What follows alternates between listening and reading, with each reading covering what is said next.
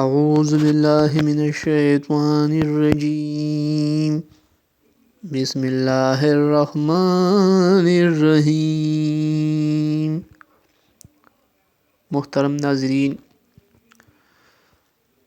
جب کسی تکلیف میں مبتلا ہو تو یہ دعا پڑھے: لا الہ الا انت سبحانک انی کنت من الظالمین۔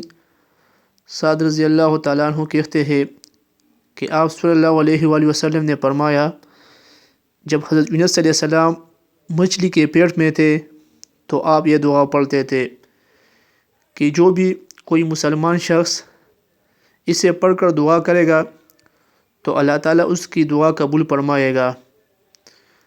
ابو درداء رضی اللہ تعالیٰ عنہ سے مروی ہے کہ رسول اللہ صلی اللہ علیہ وآلہ وسلم نے فرمایا، جس نے صبح شام 7 مرتبہ یہ کلمات کہے تو اللہ تعالیٰ اسے دنیا آخرت کی تمام پریشانیاں دور کر دے گا۔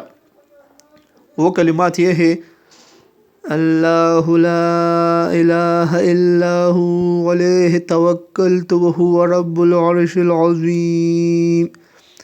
یہ سورۃ توبہ کی آیت ہے۔